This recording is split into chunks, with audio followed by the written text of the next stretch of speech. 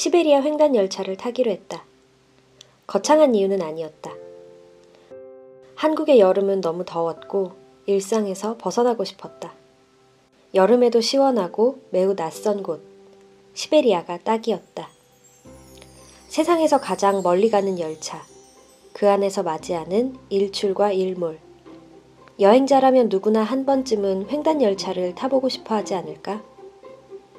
시베리아 횡단 열차는 블라디보스톡을 출발해서 9,288km를 달려 모스크바까지 간다. 일주일 정도를 꼬박 달려야 하는 거리다. 나의 여정은 블라디보스톡에서 이르쿠츠크까지. 총 길이의 절반에 못 미치는 4,000km 정도다. 시베리아 횡단 열차를 타려면 준비가 필요하다. 며칠 동안 기차 안에서 먹고 자고 씻어야 하기 때문이다. 가장 중요한 준비물은 먹을 것. 열차 안에서도 간단한 식음료를 팔지만 그것으로 버티기엔 역부족이다. 익숙한 맛, 아는 맛 음식이 필요하다. 과일이나 야채는 이동 중에 구할 수 없어서 마트에서 미리 사야 한다.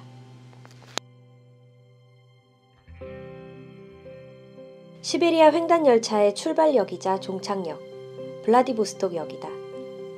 역의 역사를 보여주는 전시물들이 곳곳에 있어 소소하게 구경하기에 좋다. 하지만 나는 출발 전부터 지쳤다. 보수공사를 하느라 길을 다 막아놓아서 짐 보관소를 찾는데 한참 걸렸기 때문이다. 블라디보스톡의 8월은 생각보다 더웠고 더위에 대비 못한 옷차림 탓에 출발하기도 전에 땀에 절어버렸다. 시베리아 선발대를 보니 나와 똑같은 곳에서 똑같이 헤매시던데 그분들은 촬영 스태프들이 순간을 촬영하고 재미나게 편집을 해주시지만 나는 나 혼자다. 헤매는 순간엔 뭘 찍을 여유가 없다. 내가 탈 기차다. 앞으로 3일간 이 기차가 나의 숙소이자 여행지다. 표를 검사하는 사람은 내가 탈 칸의 차장님이다. 차장님과는 여정 내내 소통할 일이 꽤 많다.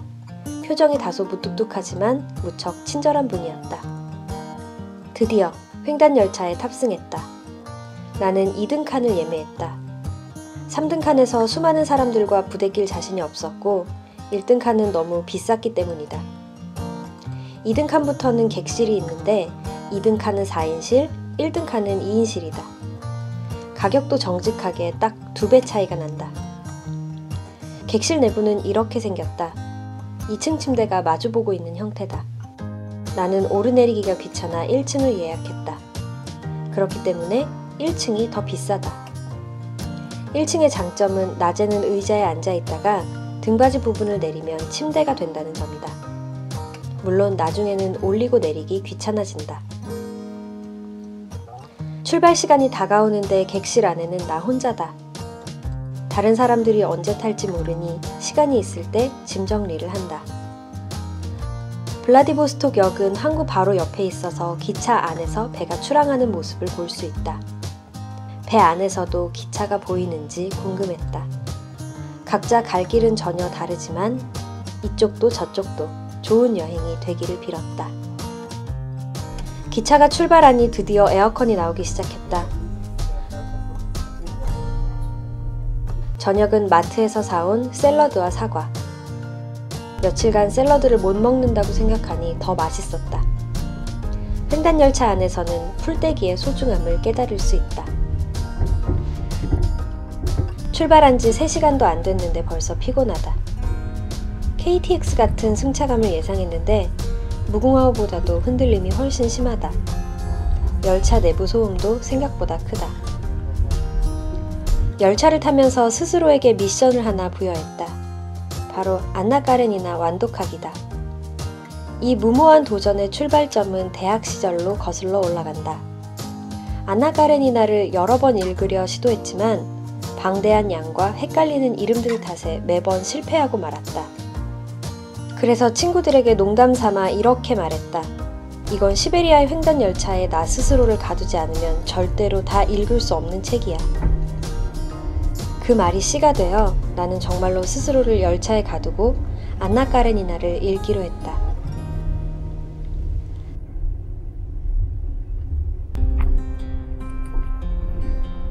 창밖으로 해가 뜰 무렵 나도 눈을 떴다. 밤사이 위층에는 할머니 한 분이, 건너편에는 젊은 러시아 커플이 탑승했다. 날이 밝으면 해야 하는 가장 중요한 일, 바로 아침 식사다.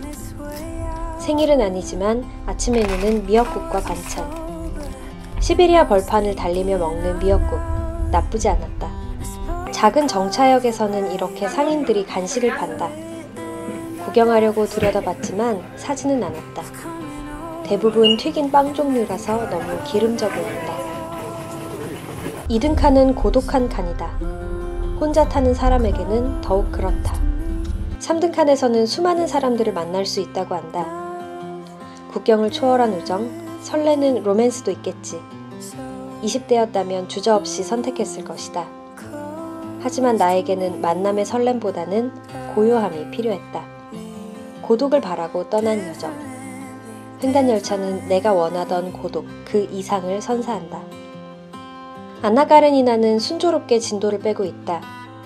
책이 재밌어서가 아니다. 책 읽는 것 말고는 정말로 할 게 아무것도 없기 때문이다. 그런데 도대체 왜, 어째서 러시아 사람들은 한 사람의 이름을 여러 가지로 부르는 것일까? 기차는 흔들리고 시간은 안 가고 안나 까레니나는 아직까지도 왜 명작인지 모르겠고, 혹시 시베리아 횡단열차를 준비하시는 분이 있다면 꼭 말하고 싶다. 오프라인 저장 콘텐츠를 최대한 많이 가지고 가시라고. 그리고 그 콘텐츠는 반드시 가벼운 것이 좋을 거라고. 오늘의 마지막 큰 정차역, 벨로고르스크. 이곳에서 저녁을 사기로 한다. 그나마 토마토가 들어가 있는 햄버거를 선택했다. 딱히 맛은 없지만 버티기 위해서 먹는다. 활동량이 절대적으로 줄어드니 배도 별로 안 고프다. 허리도 아프고 엉덩이도 쑤셔서 스트레칭을 했다. 사실 스트레칭이라기보다는 불 위에 올려놓은 오징어처럼 이리저리 뒤척이는 몸부림에 가까웠다. 아직 이곳에서 이틀 밤을 더 보내야 한다는 생각을 하니 안 아프던 곳도 쑤시는 기분이 들었다.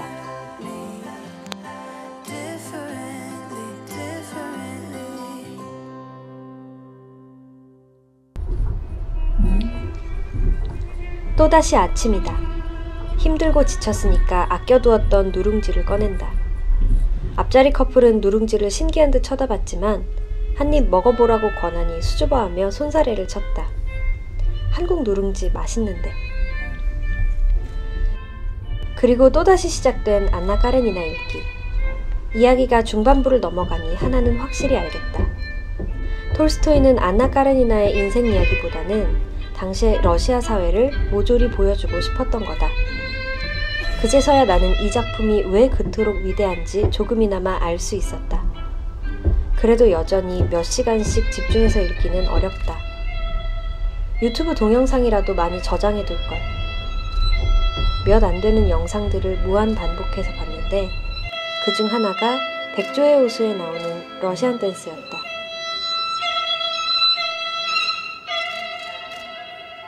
발레 덕후로서 러시아 하면 무조건 발레인데 이번 여정에서 발레 공연도 발레 학원도 전혀 찾을 수 없었다. 이상하다 생각했는데 와보니 알 것 같다. 극동 지역, 시베리아 지역은 내가 생각한 러시아가 아니었다. 모스크바와 상트페테르부르크에 가야 내가 생각하던 러시아를 볼 수 있을까? 이제는 정차역에서 무조건 내린다. 잠깐이라도 흔들리지 않는 땅에서 바깥 공기를 마시고 싶어서다. 다른 사람들도 마찬가지인지 점점 더 많은 사람들이 내린다. 서로 대화를 나누거나 하지는 않지만 이 기나긴 여정을 함께 한다는 생각에 내적 친밀감이 쌓여간다. 다른 건 몰라도 러시아에서 이것만큼은 정말 인정하는 것. 아이스크림이다. 여태껏 먹어본 아이스크림 중에 단연 최고다. 나는 여행 내내 이 아이스크림만 발견하면 홀린 듯이 다가가 무조건 사 먹었다. 원래 아이스크림 별로 안 좋아한다고 하면 아무도 안 믿겠지만 이 조그만 아이스크림 하나가 열차에서의 시간을 버티게 해주는 힘이 되었다. 횡단열차의 미스터리는 자도 잠이 온다는 것. 하지만 깊은 잠을 잘 수는 없다. 계속 흔들리고 역에 설 때마다 잠에서 깨게 된다. 그리고 올빼미는 기차를 타도 올빼미다. 밤에는 또 잠이 잘 안 온다. 그럴 때 나는 루시드 폴의 노래를 들었다. 열차에 밤이 찾아오면 듣고 싶어지던 노래. 바람 어디에서 부는지. 열차 여행의 마지막 밤. 한밤중에도 기차는 정차한다. 시베리아 횡단열차의 정차역에는 국경의 분위기가 있다. 실제로 조금만 남쪽으로 가면 몽골이 있고 중국이 있다. 이곳에도 저곳에도 속하지 못하는 쓸쓸함. 잊혀진 도시라고 말하기에는 애초에 한 번도 주목받아 본 적 없는 장소들. 쌀쌀한 밤 공기를 마시며 변방에서의 삶을 상상해본다. 내가 떠나온 서울은 지나치게 소란스럽고 이곳은 필요 이상으로 적막하다. 내가 참 멀리 떠나왔구나 하는 생각을 하면 홀가분하고 쓸쓸해진다. 이 기분, 중독이다. 그래서 나는 계속 여행을 떠나나 보다.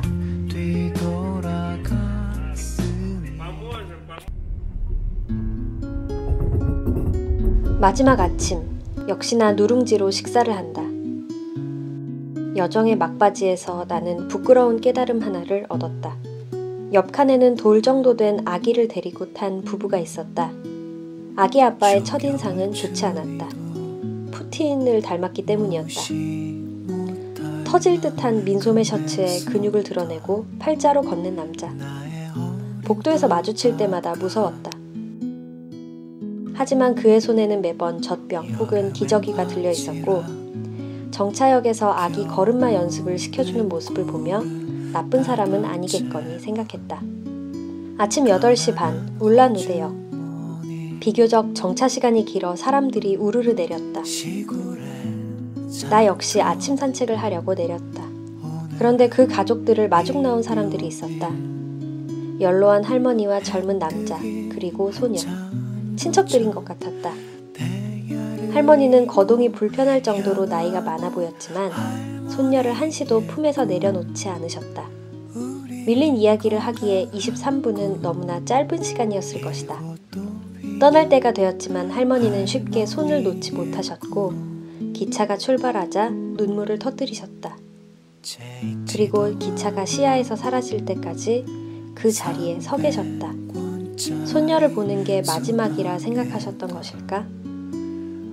여행을 시작하고 말 한마디 통하지 않는 곳에서 지내면서 나도 모르게 투덜거리는 마음이 들었던 게 사실이다. 러시아 사람들은 나와는 정말 달라. 이해할 수 없어. 하지만 그 순간 내가 지나친 수많은 사람들이 결국 나와 똑같은 사람이라는 것을 깨달았다. 말이 달라도, 문화가 달라도 마음은 같다는 걸 왜 몰랐을까? 첫인상이 별로였던 아저씨에게도 사랑하는 가족이 있고 가족을 생각하는 마음은 다르지 않은 거였는데. 열차는 쉴 새 없이 이르쿠츠크를 향해 달렸고 나는 한참 동안이나 울란우대의 할머니와 나의 할머니 두 분과 이 세상의 할머니들을 생각했다.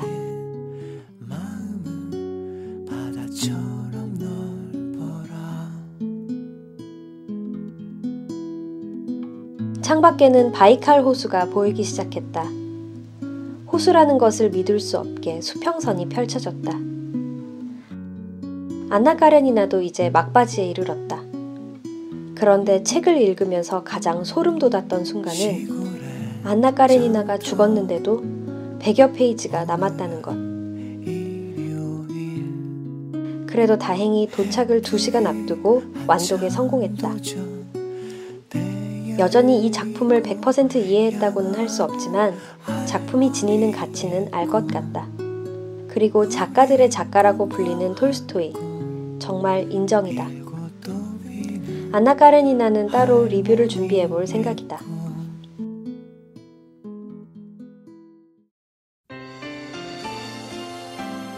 (3일간) 수많은 역을 지나왔다. 나에게는 그저 황량하기만 한 아무것도 아닌 장소들이었지만 그곳에는 사람들이 살고 있을 것이다. 1초도 안 되는 시간 동안 지나쳤던 무수한 집들은 누군가에겐 평생에 걸쳐 이룬 보금자리일 것이다. 내가 알고 있는 세계는 얼마나 좁았던지. 가도 가도 이어지던 숲을 보며 나에 대해서, 세상에 대해서, 밑도 없고 끝도 없는 생각들을 했다. 그것만으로도 열차를 탄 가치가 있었다. 열차에서 내릴 때 어떤 기분일지 궁금했다. 지긋지긋해서 빨리 내리고 싶을까 아니면 아쉬울까? 횡단열차 노선을 반 이상 남겨두었으니 언젠가 남은 구간도 타볼까 하는 생각도 있었다. 하지만 내리는 순간 나는 마음을 정했다. 횡단열차는 이걸로 충분하다. 후회하지는 않지만 여러 번 탈만한 건 아니라는 생각. 이르쿠츠크역에 기차가 멈춰서자 뛸 듯이 기뻤다. 나도 모르게 비죽비죽 웃음이 새어나왔다. 흐린 날씨, 무거운 배낭에도 날아갈 것만 같았다.